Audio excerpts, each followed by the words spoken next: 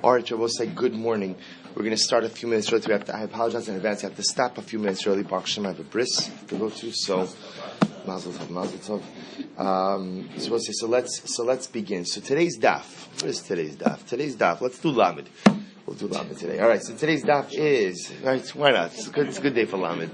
And so we'll do daf lamed today. Meretz Hashem 30. We are going to pick up in Meretz Hashem at the bottom of Chof Tes Amud Beis. So we left off Ela Amar of Ashi. So we left off 2, 4, 6, 8, 10, 12, 14, 16, 18 lines up from the bottom. So the Gemara says the following. Ela Amar of Ashi. So also remember, we're trying to figure out the case of the menorah in the Rishus Harabim. And remember, I know I was thinking of a better formulation, but it is what it is. So the I'm sorry. All right. So says the Gemara. So also remember again, we had an interesting brisa, and the brisa spoke about the idea. The brisa said, "Ahofech asagalo b'rishos harabim," that if somebody literally lifted up dung or the manure in the rishos harabim, literally turned it over, v'huzak b'ayin, and then someone else is injured by it, chayiv benisko. The one who lifted it up and turned it, ultimately again is chayiv in damages. So that's what we spoke out. So we're trying to figure out what that case is. What is the case of where the person lifts it up and ultimately is then chayiv for it? So it says the Gemara, El Amar Ravashi, Kishavcha lefachos mishlosha. Oh, so Ravashi says the case is where what? You lifted it up, but you lifted it up less than 3 tfachim. What's the chap in that? So if you lifted it up less than 3 tfachim, Kishavcha lefachos migimel, Rashi says, Dimitchila lo higbia shlosha, hilchach lav hagbohi, dekvar pasuach tami, velo nistam habar me'olam, v'cheben lo niskabin leknosa, supposed to listen to this. So the case over here suggests Ravashi is where the person lifted up the menorah less than 3 tfachim. Now remember again, what's the chap with less than 3 tfachim? Less than 3 tfachim is lavud. He's still considered to be attached to the ground, which means that you haven't done a significant act of hagbah. So in a case where a person has lifted it up less than gimel and has not had in mind to acquire the menorah, then in a case like that, when a person simply puts it back down, they will not be chayiv for nezikin.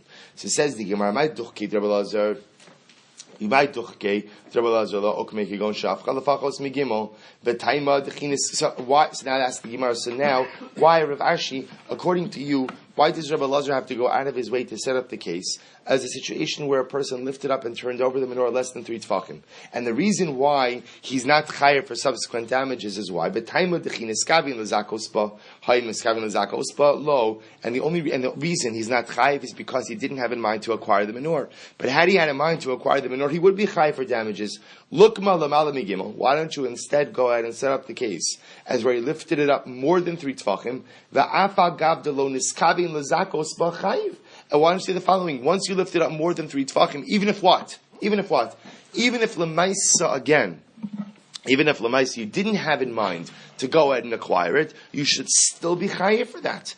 Amar Rava masnisin kashise. Because Rava said the Mishnah itself is problematic or difficult to understand. How so? Ma'ir yahafach. Why does the Brisa say that he turned over the menorah? Meaning, why do you use that lashon of hafach? Why don't you use the lashon of what?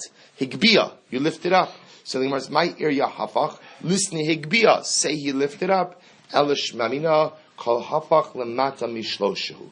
Rather, learn out from here that's what any case of turning over something is by definition less than 3 tfachim. So also, interestingly enough, what the Gemara just pointed out, and this is actually a good tool for your Gemara toolbox, is the lash hagigba usually means more than 3 tfachim. Hafach, right, means less than 3 tfachim.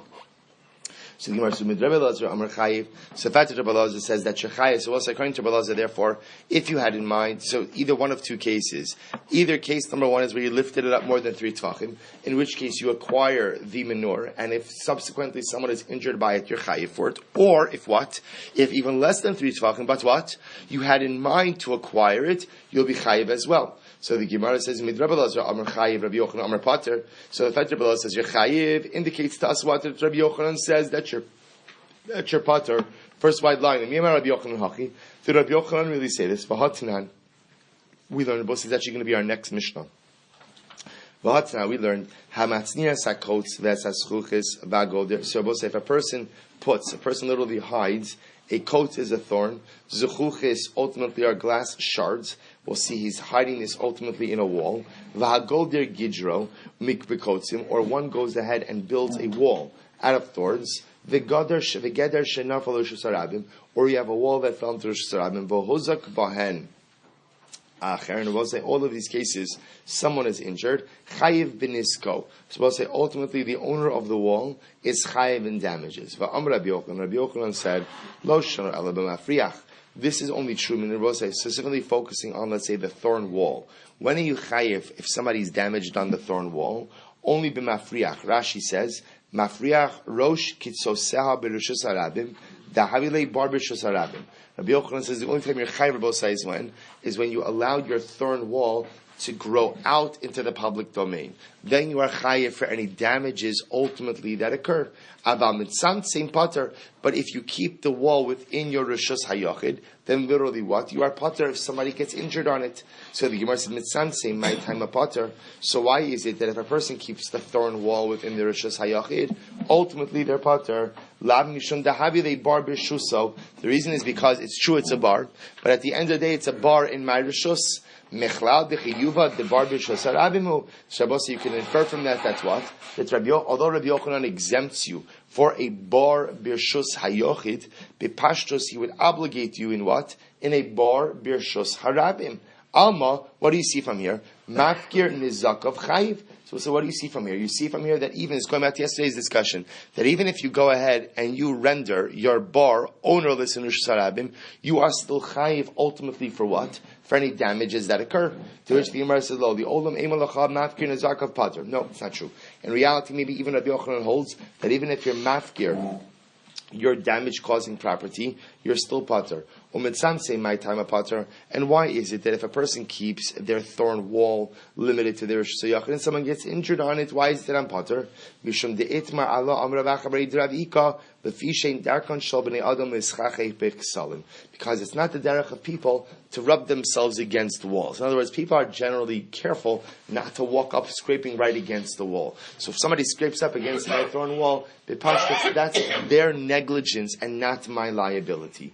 Did Rabbi Yochanan really say this? So the Gemara said, Rabbi Yochanan, halacha ki stam mishnah.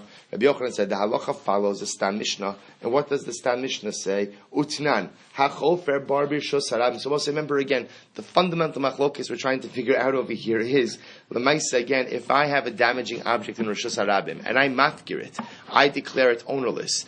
Am I responsible for the damages done or not? The Gemara is suggesting that this is a machlokes between Rabbi Lazar, ultimately again, and Rabbi Yochanan. We've established that Rabbi Lazar holds that mafkir nizakav, that if one is mafkir is damaging property, and the property does damage, he's chayiv, and therefore we infer from that Rabbi Yochanan holds that you're pater. The Gemara is challenging that assertion. Does Rabbi Yochanan really say this? I'm Rabbi Yochanan, halacha stam mishnah. Yet Rabbi Yochanan said the halacha follows stam mishnah. What does the stam mishnah say? Tinan hachofer bar b'shus harabim. If one digs a pit in Rosh Hashanah, the nafal l'socho shar o chamar umeis, and Ruvain's shar or his ox falls into it and dies, chayiv. Let's say, what do you see from there? Let's say that would appear to be a case of mafkir nezaka b'rishus harabim, right? I'm going ahead and what? I'm digging a pit in rishus harabim. I'm being mafkir it. I'm declaring it ownerless, and yet what? I am still liable for damages that occur. It seems to be from here that Rabbi Yochanan would concur with Rabbi Lazar. The other Rabbi Yochanan Amar chayiv. So let's say we reverse course a little bit. Rabbi Yochanan is one who says that even if you declare your property ownerless in Rosh Hashanah and it does damage, you are chayiv for that damage. With Rabbi Yochanan, Amar chayiv, Rabbi Lazar, Amar pater. Therefore, we'll say if Rabbi Yochanan is going to say you're chayiv, then we have to infer from that that's what? That Rabbi Lazar says you're pater. So the Gemara says, really, V'ha'amar Rabbi Lazar, top of Lamed, Mishun Rabbi Yishmael. But Rabbi say, here's the problem, right? Rabbi Lazar was said in the name of Rabbi Yishmael before. That's what? That Lamaisa, again, there are two things that are not in your Rishus, but the Torah places them back in your Rishus. Remember, what were the two things? What were the two things? Chametz on Pesach, or Chametz Misheshos from 6 hours on, and Bar B'Rishus Harabim. So it's clear that according to Rabbi Lazar holds that even if you make your damaging property hefker, you are still responsible ultimately for what? For damages. To which the Gemara says, Lokasha, it's not a contradiction. Hadidei, hadirabei. Two different opinions. One is his opinion about Rabbi Lazar's personal opinion is that what? That one is not chayiv for damage done by property that he has made hefker. And opinion number 2, ultimately, again, is the opinion of his Rebbe, and his Rebbe holds like Rabbi Yochanan, that one, in fact, is chayiv for damage done in Rishus Harabim, even if he made the property hefker. Fine. Says the Mishnah, Hashofech mayim b'Rishus Harabim b'hozak b'hain acher. So it says this: I poured water in Rishus Harabim, and someone slips on it. And is damaged. The halacha is chayiv b'nisko. I, the water pourer, am chayiv for damages. Hamatznias hakotes v'esaschuchis so we'll say if somebody places a coat as a thorn, a zechuchis is a shard of glass, and we'll see what's happening over here is I'm placing it in a wall. V'ageder es kidro b'kotzim, or somebody constructs a wall out of thorns. V'geder shenafal Rishus Harabim v'hozak b'hain acher. Or we'll say what happens? The wall falls down, and people in Rishus Harabim are injured by it. The halacha is in all of these cases chayiv b'niskan. I am responsible for any damages that occur. So says the Gemara, Amarav, Lo Shanu Ella, Dinitfu Kela B'mayim. So we'll say Rav's beginning with the water case. Remember again, the Mishnah began with the water case. I pour water in the Rishus Harabim, and somebody is damaged. Rav says, what kind of damage are we talking about? We're talking about damage to one's clothing. So for example, I pour water, Reuven comes along, and his clothing gets soaked and gets ruined. Right? So now the Mishnah, Rav says, the Mishnah tells me, I am responsible for that. So it says the Gemara, Hu atzma pater. This is very interesting. But if Reuven comes along and Reuven slips on the water, and what? And he gets injured, I am pater. Why am I pater? This is amazing. The Gemara says, Karka olam hezikaso. Because in reality, I did not injure Reuven. What injured Reuven? The land. Right? The land meaning, I didn't cause the injury. I didn't do anything. The mice, again, I slipped. But the slippage itself, I will say, here's the interesting chab. It's not the slippage that causes the injury. What causes the injury? The impact on the ground. So Lamaisa again, I did not do the damage. To which the Gemara says, Lo Yehei Ella Kirif Sho. So we'll say, so Rav Huna says, but 1 second, it's not really true. Meaning, the water falls on the ground. The water creates mud. Riv Sho is like his mud. The water creates mud, and therefore Lamaisa, again, it's the mud that ultimately he trips in, and so it's the mud that's responsible for the damage. If you look at Rashi, Lo Yeh Elik Riv Sho, Rashi says, Hamashlich Zevala B'Rishus Harabim. One of those was actually literally it's his waste. Remember we spoke about the idea that one is permitted at certain times of the year to empty out their septic tanks. We'll talk about this more in a little bit. Into Rishus Harabim, Milo Mechayiv, Kilo Ef Kiro, Hachanami Riv Shahu, Da Aske, Shenis Arbu Hamayim Va'afar, Venasis Tit, Vishalohu, Bidimokile Betin of Kilo, Mechladalo Afgrade, the Habarlo Chayv Ken. So we'll say, so without getting into the technicalities of here, Rashi's going to teach us this has to be a case of where he didn't relinquish ownership over the water. Because if you relinquish ownership over the water, then it's bar. And if it's bar, you're not chayiv for damage to kalim. Right? We know this is a special exclusionary. So it's not, we don't have to be focused on this point. The point over the Gemara is making over here is how can you tell me that I'm exempt for the water? The water itself should be like mud. Right? Lamaisa again, just like if I empty out my mud, I empty out my waste. Even if I have permission to do so, I'm responsible for damages. I should be responsible for damages here also.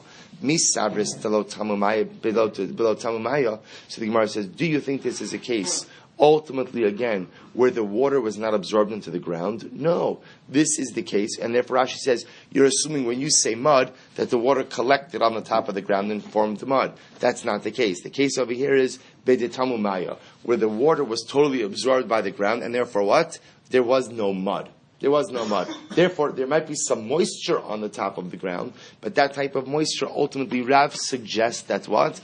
That Lamaisa, again, he's not injured by the water, but ultimately he's going to be injured by the impact with the ground. And it happens to be, we don't pass in that way. We ultimately understand that, again, if he slips on the water, the Balamayim, the owner of the water will be Chai. But again, nevertheless, an interesting assertion. So the Gemara asks, V'tarti Lamali. So we'll say, now, essentially what the Gemara is saying over here is, I have two cases that teach me this, meaning the last two Mishnayos essentially say the same exact thing. So this Mishnah is talking about, again, if I pour water, ultimately, again, and somebody slips on the water. And the previous Mishnah was, my jug broke. And remember, again, we also established that case as water being poured into the Rishus Harabim first when I was slipping, right? Niskal, as I tripped, the water falls into the Rishus Harabim. So they asked the Gemara, why do you need two Mishnayos that teach me the same exact case? V'tarti lamali, chad b'yosechama, v'chami b'yosech. Oh, because also they're referring to two different time frames. One is talking about the summer, and one is talking about the winter. So we'll say, what's the chap between the summer and the winter? So remember again, that in the summertime, the halacha is you don't have the right to empty out your septic tanks or your water pipes into Rosh Hashanah, but in the winter time you do. Therefore, I will say, I might have thought that, for example, I understand if you tell me that during the summertime, if I spill water in Rosh Hashanah and somebody slips on it, I'm chayiv, because there's no water in Rosh Hashanah in the summertime. Therefore, if I spill water and somebody gets damaged, I'm chayiv. But in the winter, when everyone is dumping out their stuff, everybody is allowing their water, their waste to fall into Rosh Hashanah, I might have thought that if I go ahead and I spill some water and Reuven slips on that I'm not going to be chayiv because I almost have a reshus to go ahead and spill water. Halacha l'maisa, that's not true. I'm going to be chayiv still even in the winter. Disanya, because we'll say we learned, call elu shamru poskin bivosein v'garfim orosein b'mosachama. We'll say all of those situations where we say that you're permitted, poskin bivosein v'garfim orosein means you're allowed to empty out the pipes with waste. You're allowed to clean out the septic tanks into Rosh Hashanah during the winter. So the Gemara says, I'm sorry, Kol elu amru poskim bivosein v'garfim orosein b'mosachama, ein lan rishus, or b'mosachisham yesh lan rishus. Rabbi say the halacha is that you're permitted to clean out your septic tanks and your waste pipes in the winter, because remember again, the winter is the rainy season, the roads are ruined anyway, but in the summertime, you may not do this. But here's the chap Rabbi say, now even though during the winter I have the right to clean out my septic tanks, into Rosh Hashanah, im heziko chayavim l'shali. Rabbi say is an incredible yisod. In other words, sometimes you have the reshus to do something, but that doesn't absolve you of responsibility. So I have reshus to go ahead and empty out the septic tanks, but I still have responsibility to guard the public from damage. Therefore, the novelty that the Gemara is talking to me over here is the same way in the Mishnah. One Mishnah is talking about the summertime, and if I spill water and someone goes down and slips on it, I'm chayiv for that. So we'll say that's quite obvious to us. The greater novelty is the wintertime, where there's water anywhere in Rosh Hashanah. I might have thought that it shouldn't be liable if Reuven slips on the water because there's water everywhere. Kamma Shmula, no, that if Reuven slips on the water, I am chayiv for that damage as well. Why? Because even in times of year where you have the right, where you have the license to empty things out into Rosh Hashanah, I might have the license to place it there, but that license does not absolve me of personal responsibility. Remember again, the case of the Mishnah was a person hid a thorn. Amar Rabbi Yochanan. The other piece was that a person built a wall of thorns, and someone gets injured. Someone in the Rishus Harabin gets injured on that. So the Gemara says, we just learned this before. That's only true if what? If you allowed your thorn wall to extend out into Rosh Hashanah, aval mitzam same low. But if you keep your thorn wall within what? If you keep your thorn wall within your property, then you're not going to be chayiv if somebody gets damaged. My time apart. Why is that? Because as we said before, it's not the derech of people to walk rubbing up right against the wall. So if somebody walks up rubbing up right against the wall, that's their liability. Tan Rabbanan, Rabbi says an interesting case. Hamatznia kotzosav uzechuchi yosav l'sokol. So shachavero, I'll say, listen to this. Reuven has a wall. I decide to go ahead and store my thorns or to store my glass shards in Reuven's wall. Now I'm doing this without Reuven's knowledge.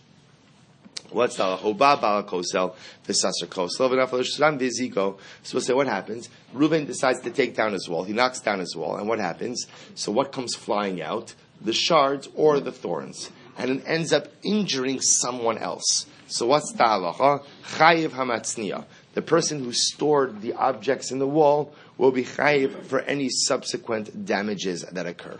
Rabbi Yochanan qualifies this. Lo sharu ela b'kol sora'ua. Well, so that's only true if it was a rickety wall. Look at Rashi. Rashi says b'kol sora'ua ta'abedei lematzniya la'asuki adaita shekol soza omi v'sosro. Because the person who stored the object in the wall should have realized, you know what, if this is a rickety wall, chances are that's what? The owner is going to be taking this down sometime soon. And therefore, if he put his stuff in there, he is liable for any damages it subsequently causes. Aval b'kosel bari. But I will say, if it's a solid wall, listen to this. Hamatzniya potter v'chayiv balakosel. Well, it's actually a very dramatic halacha. But if it's a solid wall, then what? Then lemaisa, again, the person who placed the objects in there is freed from responsibility, but the balakosel, the owner of the wall, is chayiv. Rashi says, dahavi leilatzninu. So we'll say, this is actually amazing. By the way, this also tells you just about the credible responsibility you have to safeguard the public from damage. In other words, if I'm taking down a wall, essentially what the halacha is saying is that what?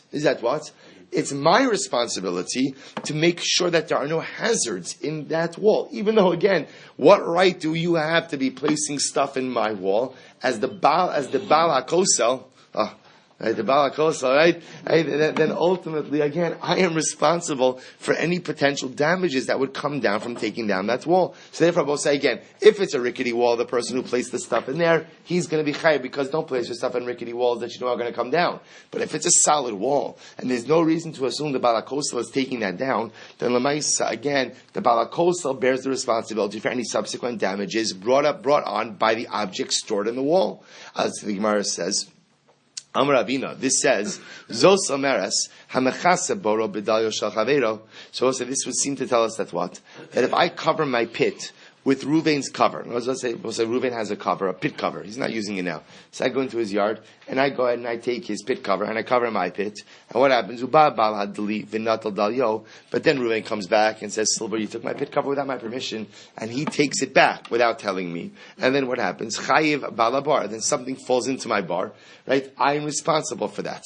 So we'll say, even though Reuven uncovered my bar without my knowledge, but Lamaisa, because I covered my bar with what? With his cover, I took it without permission, he's permitted to take it back. So the Gemara says, so pshita, what's the novelty in that? Meaning, at the end of the day, Lamaisa, of course Reuven can take back his property. So Gemara says, what would I have thought? Hassam, in the case of the coats, in the case of the thorn, hu delo havi yodea delode. So I'll say, I might have thought in the case of the thorn, so Lemaisa, I don't, if it's in my wall, I don't know whose thorn this is. I don't know whose thorn is, I don't know who glass is, I don't know who to tell. But in this case again, where Reuven knows that he's taking about his pit cover, and he knows that it's my pit, perhaps he has an obligation to tell me that he's uncovering my pit. Kamash will know. Kamash will say that he's permitted to take back his stuff even without what? Even without saying a word to me. So the Gemara says, fine. Kamash will know. Kamash will not like that he can take back his stuff even without telling me. So we'll say, so this is an incredible halacha. So this halacha literally says that lemaisa, there's a responsibility on the balakosel. There's a responsibility on the owner of the wall to make sure that his wall is what we'll call damage-free or damage-force-free before he takes it down to Rabim. So we'll say, the Gemara says now, beautiful brayse, Chasidim harishonim, hayu matznim katzosehem uzechuchi osehem bisoch sadosem. So we'll say, the Chasidim harishonim, the early pious ones, what they would do is they would hide their thorns and their glass shards inside their fields. Those are both sides. The Chasidim HaRishonim wanted to make sure that their objects would not damage anyone. So what did they do? They would hide it in their field. And what would they do? They would dig down, and essentially they would bury their glass shards, and they would bury ultimately again their thorns 3 tefachim down into the ground. Why 3 tefachim down into the ground? Because that's deep enough that even when the plow comes by, the plow won't dig enough. And I will say, so it's interesting that the Gemara is choosing to indicate that this is part of what makes a chassid a chassid. A chassid is someone who is preoccupied with the notion of not causing another damage. I don't want to in any way impair the other. Therefore, again, I do whatever is within my power to remove those potential damaging forces from the purview of the other. So they brought it into their own field, and they buried it deep down. Rav Sheshes Shadi la Benura. Rav Sheshes used to throw his thorns and his glass shards into a fire to totally destroy them. Rav Shadi la B'Diglas. Rav used to throw them into the river. Diglas is a river. Amar Rav Yehuda, Hayman de Bailam Mehavi Chasida. If somebody wants to be a chassid, somebody wants to be very pious, so l'kaim mili din azikin. This is an amazing statement. So Rav Yehuda says, if you want to be a chassid, if you want to be very pious, then what you should try to be makbid on is damages. is damages. And you understand, mili dinazikin doesn't just simply refer to monetary damages. It means with your mouth, it means with your actions, it means with your property. Meaning, you want to be a chassid, being a chassid means being a mitsuyan, being someone who's proficient in your ben adam l'chavero. That's what it means to be a chassid. To be someone who never chas shalom damages the other in any way, and instead only builds up the other. So the Gemara says, Rava says, mili da'avas. No, it's not mili d'nezikin, but ultimately, again, it's mili da'avas. I will say, what's mili da'avas? If you look at Rabbeinu Hananel, he says over here, what does it mean, mili da'avas? Pirkei Avos, Mesechus Avos, Moshe Kibel. So we'll say, so what does this mean? You want to be a chassid? We'll say, what's the playbook for being a chassid? Pirkei Avos. Because Pirkei Avos has the most important moral, ethical lessons. So therefore, if you live a life of Pirkei Avos, then by definition you will be a chassid. Va'amrila, and others say, mili de brachas. Others say, if you want to be a chassid, meseches brachas. What is meseches brachas? Look at the game Rabbeinu Hananel. Va'amrila mili de brachas. Keda amrinan asr la'adam lehanas min ha'olam hazeh b'lo bracha. We'll say, what does it mean mili de brachas? The ikar of a bracha is you can't get benefit from this world without making a bracha. Which is another way of saying, what makes a chassid? When you realize that everything belongs to the Ribono Shel Olam. When I realize that every single thing I have in this world, big and small, my relationships, my property, my neshama, my breath, my heart, my spouse, my children, when I realize that everything is from HaKadosh Baruch Hu, that's a chassid. So also an incredible, again, there's so much to say on this, but here again, so what does it take to be a pious individual? 3 opinions. That's what it takes. Don't harm the other in any way. Number 2 possibility is Pirkei Avos, moral ethical lessons. Possibility number 3, ultimately, again, mili de brachas. Recognize that everything is from HaKadosh Baruch Hu. And if you recognize that, then what? Then Lamaisa, that's the path to piety. Says the Mishnah, if somebody goes ahead and takes his straw, I will say, so tibno and kasho refer to 2 different types of straw. One is processed straw, one is unprocessed straw. Samoti is tibno v'kasho sarabim lizvalim. I will say, why is a person taking it out? He's taking it out in order to to compost it. So what would happen? You would take your straw out of sarabim, you dafka want people to trample on it, because that's part of the composting process. Then you want to take this back into your field and use it as fertilizer. So what happens? You put your stuff out of Sarabim to compost it, and someone is damaged by it. So what's the halacha? Chayiv benisko. We'll say the halacha is, even though I put it out to compost it, I am chayiv in damages. Interestingly enough, whoever wants to acquire that straw in Sarabim has the right to do so. So what's an interesting halakha? It sounds like anyone who wants to take the straw is permitted to take the straw. So what Reb Shimon Gamliel says, anyone who is mekalkel, anyone ultimately again who goes ahead and does something damaging in Rosh Hashanah is chayiv to pay for his damages. And whoever wants to acquire these objects while they lay in Rosh Hashanah has the ability to do so. Similarly, one who takes a piece of manure and turns it over, we already spoke about this case, and as a result, or not as a result, afterwards, someone is damaged, so the turner over is chayiv in damages. So says the Gemara, Leima maslis milok Rabbi Yehuda. So say that our Mishnah does not reflect the view of Rabbi Yehuda. How so? The Sanya, Rabbi Yehuda Omer, Bishas hotzaz zevalim, Adam motze zevalur sarab. So we'll say there was a time during the year where it was common for people to take out their composting material. And they would go out and they would lay it on Rosh Hashanah, and they would want the people and the animals, pedestrian traffic, to trample over it and to compost it.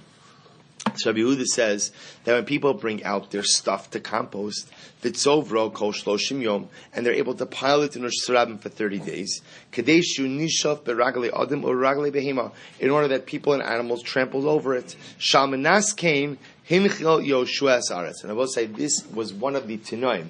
This was one of the conditions that Yoshua built into public domains in Rosh Hashanah. In other words, I will say one of the conditions that Yoshua built in to the conquest of Eretz Yisrael is that everyone has equal use of the Rosh Hashanah, and that people are permitted to compost their stuff in Rosh Hashanah.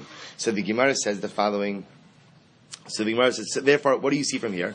That Rabbi Yehuda says that people have the reshus to go ahead and compost their materials in Rosh Hashanah. I both say, if somebody has the reshus to do so, then what? Then Lamaisa, number one. Therefore, again, if I have the reshus to do it, then what? I shouldn't be chayv in damages. And number two, if I have the reshus to do it, then what? Then no one else should be able to come along and take my straw. Yet the Mishnah said that if somebody else comes along and gets damaged, I'm chayv for damages. And number two, what? That if they want to take it, they're permitted to take it. To which the Gemara says, no. Feel Tim Rabbi Yehuda. You could even say Rabbi Yehuda, Mod Rabbi Yehuda, Shem Hizik, Meshalem, Mash Hizik. Because Rabbi Yehuda agrees that if you go ahead and damage, so you are chayiv for damages. If you say, even Rabbi Yehuda agrees, who says that you are permitted to go ahead and compost the straw, holds that if what? That if you go ahead and damage someone with the straw, you are chayiv for damages. Both the same idea that we said in the last sugya, namely, that even when you have a license to do something, nevertheless what? You still have responsibility for your actions. So the Gemara said, but we learned, Rabbi Yehuda, Omer b'ner Chanukah pater. Oh, let's remember this? We learned this already in two places, that if somebody puts their ner Chanukah out, and let's say Reuven brings his camel along, and the load catches on fire because it's ignited by an ner Chanukah, I, the owner of the ner Chanukah, am pater. So here you see that again, here pater for a damage done Rosh Hashanah, to which the Gemara says, no. The difference over there is mipnei shev reshus, because that's done. Meaning the placement of ner Chanukah and Rosh Hashanah is done with permission. My lav reshus bezdin, is that not because bezdin allows me to do it, and therefore because I have the reshus to put on Rosh Hashanah, therefore again I pater from damages. So too we should say that what? Therefore, same thing. If I have a license to compost my straw in Rosh Hashanah and I place it there, and someone else gets damaged, what should be the halacha? What should be the halacha? I should be pater because I did it with reshus. No. Lo mishum reshus mitzvah. No. When we say reshus, it's because it's a mitzvah. Meaning I have an obligation, a mitzvah to put ner Chanukah in Rosh Hashanah. And then because that there's a mitzvah, that's why I am exempted from damage done by the ner Chanukah. To which the Gemara says, Tashma, call elu shamar mutar lekalka b'Rosh Hashanah. Disanya, Rabbi Yehuda Omer, b'ner Chanukah pater, mipnei shi reshus mitzvah. That's Rabbi Yehuda says, with ner Chanukah, if you put ner Chanukah out in the Rosh Hashanah, and it does damage, you are pater. Why? Because it was placed there with reshus. So we'll say not just simple reshus, but rather what? Mitzvah reshus. And when something occurs as a result of if I damage, but I have the right to have that object there under the reshus of a mitzvah, I am not chayav for damages done. So we'll say, so right now we have two different categories. You can have reshus to place something in Rosh Hashanah, like composting your straw, but even though you have the right to place it down there, you nevertheless what? You have the responsibility for damages. So I have the right to place it, but responsibility for damages. Then there's a different kind of reshus called reshus mitzvah. When it comes to reshus mitzvah, we'll say, what's the halacha? Not only do I have reshus to place it there, but what? I'm absolved from damages. Again, assuming I acted in a responsible manner, I am absolved from damages. Tashma, called elu shamar mutar lekalka b'Rosh Hashanah. All of those cases where you're permitted to go ahead and literally be makalkel, do something that has the potential to cause damage in Rosh Hashanah. Im heziko chayav l'shalem. So you're permitted to do it, but if it did damage, you're chayiv to pay. Rabbi Yehuda pot. Rabbi Yehuda exempts one from damage in that case. Amar Rav Nachman, masnisin shelo b'shas hotzas zevalim. Rabbi Yehuda, our Mishnah must be talking about a case where what? Where it's not the time where people normally go ahead and take out waste or take out stuff. Let me say it differently. It's not the compost season. Not the compost season. And the Mishnah reflects the view of Rabbi Yehuda. So the Gemara says, remember again, so it's not compost season. So if it's not compost season, then what they're both saying? Then what? Then no one has the right to put straw out. If no one has the right to put straw out, then what? Then if somebody's damaged, then what? The owner of the straw is chayiv. And not only that, now the Mishnah makes sense. That's why also, if you put your straw out during non-compost season, then what? If someone else comes along and takes that straw, they're permitted to do so. Because putting it out during non-compost is such as making it hefker. So the Gemara says, Ravashi says, Amud Beis, Tivno v'kasho tanan. So the Gemara says, here's the difference. The Mishnah Dafka chose the case of Tevin and Kash. So let's remember, Tevin and Kash are processed and unprocessed straw. Now, why does the Mishnah choose those cases? Rashi says, the mechayiv the adayin lo na'asu zevel v'kashim heim umachlikin bahen. Because we'll say there's a fear of slippage in this area, meaning straw becomes slippery. So because straw becomes slippery, that's where again there's the fear of damage. Rashi says, the mechalk umachlikin bahen v'chi kamar Rabbi Yehuda the bezevel kamar demotzi adam zvalo shenoch lahachlich kol kach. So we'll say ultimately again, Tanan Mishum de Misharki. So ultimately the Mishnah's case Dafka is with the case of Tevin and Kash, and that's because again, in those cases cases, there's a slippage issue. So because there's a slippage issue, it is clear that Lamaisa, again, you are putting something that has the danger that has the capacity to create danger or to create damage, and therefore, again, you're going to be chayav for that. Versus Rabbi Huda's understanding that we're talking about what? We're talking about manure. I will say the chap with manure is there's no danger of slippage. So because there's no danger of slippage, that's what Rabbi Huda might say that lamaisa, again, you could put it out, and if somebody gets damaged, you may not be chayiv for those damages. Why? Because lamaisa, I have not put out something that is really capable of affecting damage. Fine. So we'll say, so again, we're left with a machlokis over here, what appears to be a machlokes. Ultimately, again, the Rabbi Yehuda holds, Rabbi Yehuda seems to say that when you're permitted to go ahead, it was machlokes. Rabbi Yehuda saying that when you have the reshus to put something out, Rabbi Yehuda may say not only do you have the license to do so, but that license also absolves you of responsibility, versus the Tana of our Mishnah who holds that no, when you have the license to put something out, you have the license for placement. But what? That does not absolve you of responsibility. Says the Gemara Kala Kodem Zacha Bohen Amarav. So also remember again, the Mishnah also said that when you put out straw, even during the composting season, so what's the halacha? Whoever gets it first, ultimately could take it. In other words, that your act of putting it out in the shram essentially is an act of hefker, and whoever acquires it. Amarav, Rav said, bein begufan, bein b'shvachan. So Rav said, well, you're permitted to acquire both sides. Now, the Gemara is assuming over here that there are two parts to the straw. There's what we call the principle of the straw, which is just the ikar value of the straw, and then there's the shevach, meaning the act of composting. Apparently, composted straw is more valuable than we'll call raw straw.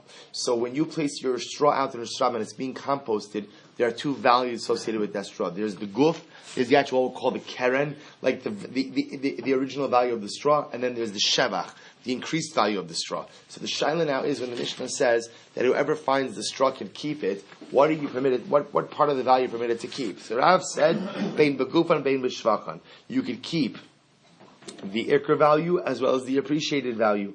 Zi'iri amar b'shvachan, aval begufan lo, aval lo begufan. Ziri says, no, you could keep the appreciation, but you cannot keep the ikr value, meaning the core value of the straw. So we'll say, so again, just understand how that would manifest itself. So let's say now Reuven put out his straw to compost. It's been composting for the last 20 days. I come and I take it. So Reuven comes and says, give me back my straw. So am I chayiv to give him back anything? According to Rav, I'm not chayiv to give him back anything. I can keep all of it. According to Zeiri, I can keep the appreciation amount, but I have to pay him the core value of the straw. So what are they arguing about? Rav Sabar, Kansa Gufan, Mishum Shavachan. They will say, now here you have to understand something. So why is it that I am permitted to take the straw to begin with? In other words, if Lamaisa, again, we say that people have a right to put their straw out to compost, why do I have a right to take it? So the answer is, it's a knas. It's a penalty. The rabbis penalized the one who put out his straw in Yerushalayim. Why? Because it will say, if you put out your straw, as much as, here's the interesting part, as much as technically you have the legal right to put out the straw, the rabbis are going to penalize you. Why? Because l'maisa, again, you are creating a danger for the public. And when you create a danger for the public, how do the rabbis penalize you? Someone else could take your straw. The shaila is, how much of your straw can they take? So the Gemara says, so Rav Savar, Kansu Gufa Mishum Shvachan. So Rav says that the penalty was, we allowed the finder to take. In reality, we should only allow you to go ahead and take the shevach, but ultimately the additional knas is we allow you to take the guf, the ikar value as well. Uziiri sabar lo kansu gufan mishum shvachan, and Ziiri says no, the knas is only on the shevach, but not on the guf. So Tanan, ha'ofech es hagala b'shus rabim v'chuzak mahen. Bless you. If somebody goes in and turns over a piece of Rosh Rabim, someone else gets injured on it. Chayiv benisko. Ultimately, again, the manure turner is going to be chayiv because of damages. V'ilu kala kodem zachaban lo katani. It was say, interestingly enough, by the manure, the Mishnah doesn't say that what? The Mishnah doesn't say that whoever acquires the manure is going to, acquires it. The Mishnah never makes that statement. So, Tana l'reish. So, we'll say, here what the Gemara is picking up on.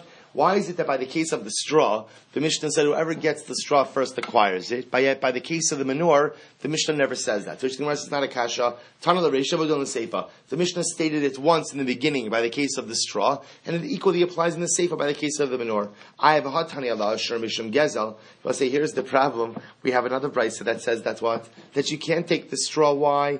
Because it's theft, it's gezel. So what's going on over here? Ki katani mishum gezel. Akula mas nisin koi laosa shekadam bezacha. So I will say ultimately again, when the Mishnah says that it's asur mishum gezel, kikatani asur mishum gezel, akula mas nisin koi laosa shekodem bezacha. Look at Rashi. V'ilu kala kodem. I'm sorry, not yet. So therefore the Gemara says v'halo katani achi, but yet we didn't learn this. So we'll say, so we're trying to understand over here. The Mishnah is inherently contradictory. Why? Because on one hand, the Mishnah says what? The Mishnah says that lamaisa again, whoever goes ahead and acquires. The Mishnah says whoever acquires the straw ultimately has the ability to acquire it. Yet the Brisa says that what? The chayav mishum gezel. You're chayav because of theft. So what's going on over here? So the Gemara says, "V'halo katani achi disnan hamotzi tivno bekashlosh surabim l'zvalim." Also, listen to this brisa. Somebody takes out his teven and his kash, his straws or surabim l'zvalim to compost it, v'hozak pon acher, and someone gets damaged on it. Chayiv benisko. Ultimately, again, I, the owner of the straw, am chayiv in damages. The chalakodeh bahem zacha. Whoever acquires the straw has the right to do so. Umutar mishum gezel. And on both sides, there is no issue of theft. Yet, if one goes in and turns over the piece of manure in Rosh Hashanah and someone else is damaged from it, you are chayiv, meaning the turner is chayiv for the damage, and also there's an issur of theft. So what's going on over here? So why is it I'm chayiv for theft? I'm chayiv for theft for the manure, but yet again I'm not chayiv for theft because of the straw. So what's going on?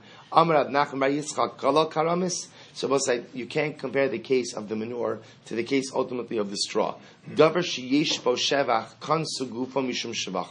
we'll say when it comes ultimately again to something that appreciates, when it's Rosh Hashanah, so the knas, the rabbis penalized the owner of the object and said that you're going to go ahead and get to keep the appreciation as well as the guf. So the Gemara says, Davar she'ein bo shevach, but ultimately something that does not appreciate. So the Gemara says, Davar she'ein bo shevach, lo kanso. The rabbis ultimately, again, did not penalize you, and therefore what? And therefore you don't even acquire even the guf of the item. Therefore the Gemara is suggesting is the following. Manure, which does not appreciate when placed in Rosh Hashanah, one does not acquire it. One cannot just simply take someone else's manure, and therefore the Maisa, again, if you do take someone else's manure, you are chayiv for that. Versus straw, which does appreciate in Rosh Hashanah, the rabbis penalize the owner of the straw, and therefore said if someone else takes the straw, the Maisa, again, they are chayiv mishum gezel. They are not chayiv mishum gezel. There is no issue of theft. Ibayluhu. So what's that? You know what? We're going to stop over here for today. A lot to do. So I think.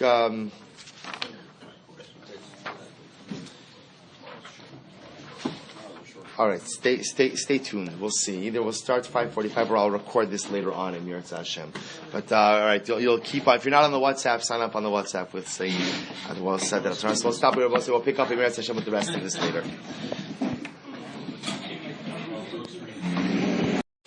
So we continue on Lamed Amud Beis 30b in the second part of today's daf. Ibayluhu. So the Gemara says it's about midway down the daf. Ibayluhu the divrei haomer kansol gufo mishum shavacha. According to the opinion who says that we penalize the individual who put out his straw to compost his straw, that we penalize him not just in terms of the shevach, the improvement, but in terms of the keren, the guf, what we call the primary value of the straw itself. So la'alter kansinon or l'chimaisi shvachan kansinon. Do we penalize him immediately? Immediately upon putting down the straw, or does we have to wait until the straw itself appreciates? So the Gemara says mitashma b'deka akaryon galal. So the Gemara answers from the fact that the Mishnah included the case of manure seems to indicate to us that lemaiso Chazal penalized the individual who was composting his straw even from the moment he put it out in Rosh Hashanah, even before it had a chance to improve. Because since it's bringing down the case of manure, so the Gilolin, the menorah is something that does not improve at all. V'tizbira asks the Gemara, but 1 second, ki ayrinon galol mikamed l'shani Rav Nachman. But before, when we're talking about the galol, so that was before Rav Nachman gave his particular answer. Look at Rashi. Rashi says, ki ayrinon galol mikamed l'shani Rav Nachman, the havisfir alon, the afagav de'in sovo lahashpiach, konis rav. So remember again, this was before Rav Nachman made his statement that even something that is not going to appreciate, Rav still says that the rabbinic penalty applies. Also again, if there's going to be a rabbinic knas by something that doesn't improve, so all the more so if the item does improve, the rabbinic penalty will be in place from the beginning. To which the Gemara says, but ultimately, again, after Rav Nachman gave his answer, is there any room to bring up galal, to bring up the case of the menorah as a shailo? So says the Gemara, in fact, this is a machlokes tanoim. So if you have a document, a loan document, that includes in it a provision for ribis, a provision for charging interest, konsin also, we penalize the lender. It's an amazing idea. Rabbi Meir says that if you lend with interest, the rabbis penalized you, and not only can you not collect the interest, but you also can't collect the keren, you can't collect the principal. The Chachamim say, Gova as ha-keren, avalo as haribis. You can collect the keren, the principal, but you can't collect the interest. Salima Rav da Amar Kerebi Meir, Uziri Demokrabanum. So we'll say, so let's assume that Rav, who said above on the top of the Amid, that when you put out the straw to compost, the rabbis penalized you, both with the improvements as well as the core value of the straw. So let's see, he holds like Rabbi Meir, who holds that when you lend with interest, both the principal as well as the interest are uncollectible. And Zeiri, who says that the penalty only applies to the appreciation of the straw, would hold like the Chachamim, who say that the lender could still collect the principal but can't collect the interest. So Rav would say to you, my position is in accordance even with the Rabbanan. How so? So the rabbis only said their case in the case of Karen, because ultimately, meaning in the case of Karen, because ultimately the Karen, meaning the primary principle of the loan, is a permitted transaction. Aval hocha Karen gufa kamazik. But over here with the straw, even before it appreciates, the straw itself has the capacity to damage. It's the first wide line on Lamed Amud Beis. Uziiri Amar Lacha. Zeiri will say to you, Ana da Amri afilu Rabbi Meir. So Zeiri will say, my position is even in accordance with Rabbi Meir. How so? Ad kano kam Rabbi Meir hasam ela de mishas ksiva de avid leishuma. So remember, when it comes to interest, the prohibition of interest and the prohibition on the transaction is from the time you wrote up the loan document. In other words, from the beginning, the transaction itself was flawed. Aval hocha, but in the case of the straw, mi yemer demazik, maybe again no hezik, maybe no damage will ever happen. To which the Gemara says, lima kani tanai. So say in reality that this is like the machlokes of the following tanaim. Hamotzi tibno v'kashlosh sarabim lizivalim. If somebody goes in and takes out his straw to Rosh Hashanah to compost it, and someone else gets damaged on the straw or is damaged as a result of the straw, chayiv benisko. Ultimately, the owner of the straw is responsible for any damages. But whoever goes ahead and acquires the straw, zacha, ultimately acquires it. V'asurin mishum gezel. Yet again, the straw itself, one may not go ahead and take the straw. Meaning to take this. So it's interesting. We'll note this contradiction. On one hand, the Brisa says that the straw essentially is ownerless, and therefore anyone can take it. But if you take it, you're chay mishum gezel because of theft. Whoever goes ahead and does something destructive in Rosh Hashanah, and as a result injures someone, is obligated to pay. Whoever acquires the straw first is entitled to do so. Umutar mishum gezel. And ultimately, again, there is no prohibition of theft. So asks the Gemara, Hagufa Kashya, the first part of this brisa is problematic. Why? Amrit kalakoda bahem zacha, because at first you said that when someone puts out the straw, the rabbis essentially made their straw hefker, and therefore anyone could acquire it. V'hadir amar asr mishum gezel, and yet then afterwards you said that if you take the straw is asr because of theft. So which one is it? Elalav hachikamar. This is what it means to say kalakodem bahen zacha bishvachan v'asurin mishum gezel agufan. Maybe what it means is that whoever taking it, the it refers to the appreciation. That you're permitted to, anyone is permitted to take the appreciation.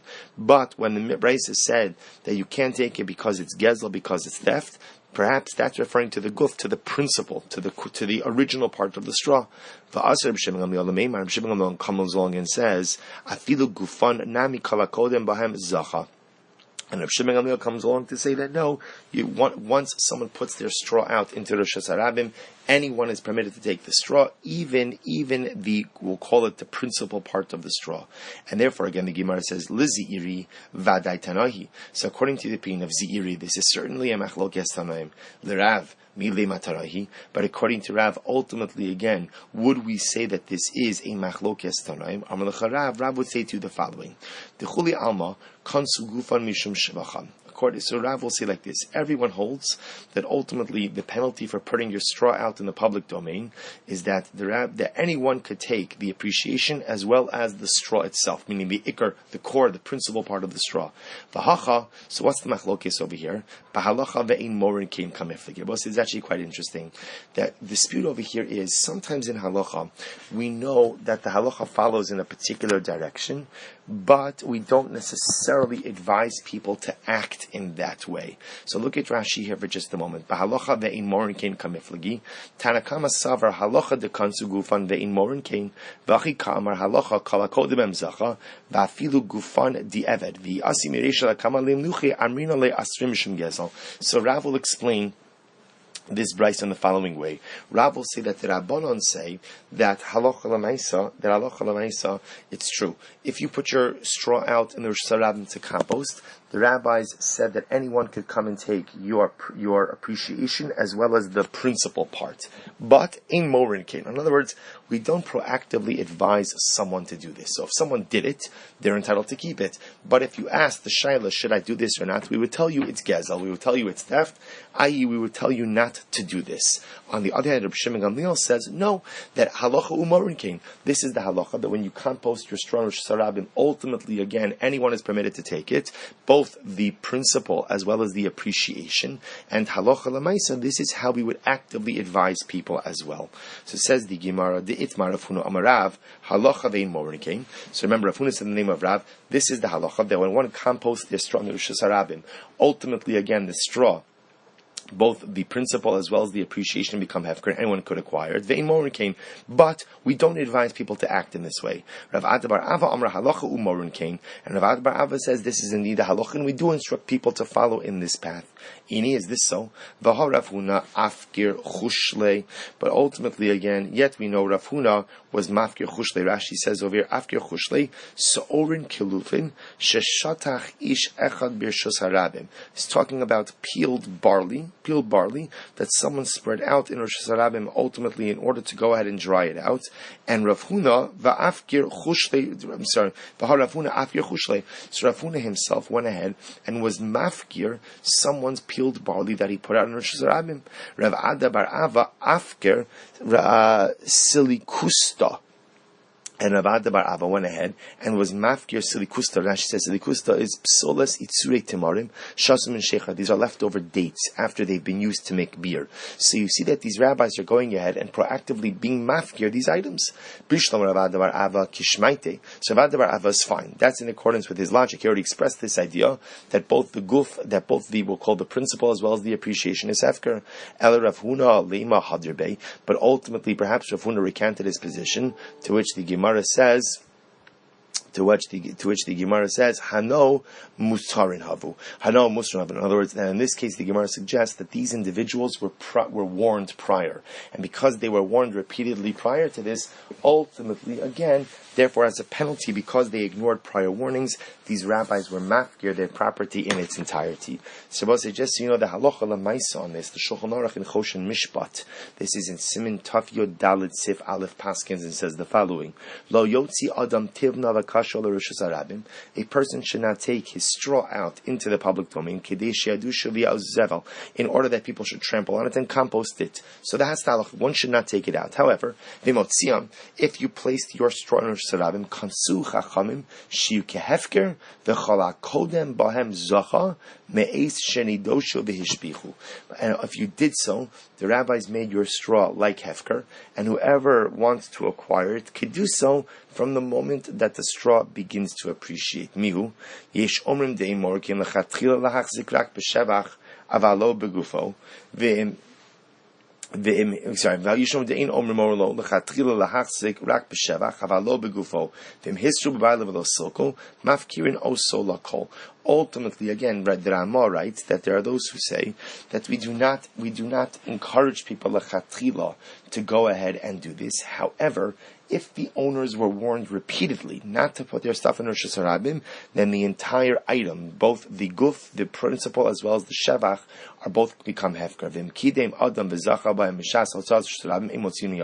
But the halacha is that if somebody took possession of the straw from the moment that it was put into the Rosh Hashanah, even before it appreciates, ultimately, again, we do not extract the straw from the person who took it. In other words, that we're going to see that halacha l'maisa, essentially, the rabbinic penalty is, if you put something in Rosh Hashanah, it automatically becomes hefker from the moment you place it out there. And even though, again, ultimately it's like hefker, so this is very interesting. So halacha l'maisa, as much as the rabbinic penalty says that your straw is going to be hefker, yet halacha l'maisa, in the event that someone gets injured on it, you still have responsibility. So this goes back to this principle that we see being espoused over and over and over, namely that there are times where although you do not have ownership over something, you still have responsibility. So in this case, when you placed your straw in Rosh Hashanah, the rabbis made it hefker. Technically, anyone could come and take it, but yet, if someone gets injured, the person who placed, the owner of the straw, the person who placed it on Rosh Hashanah, will still have that responsibility and liability. All right, we will stop over here. Mirat Hashem will pick up on the Mishnah on Lamed Aleph, Amud Aleph tomorrow. Wishing everyone a wonderful day.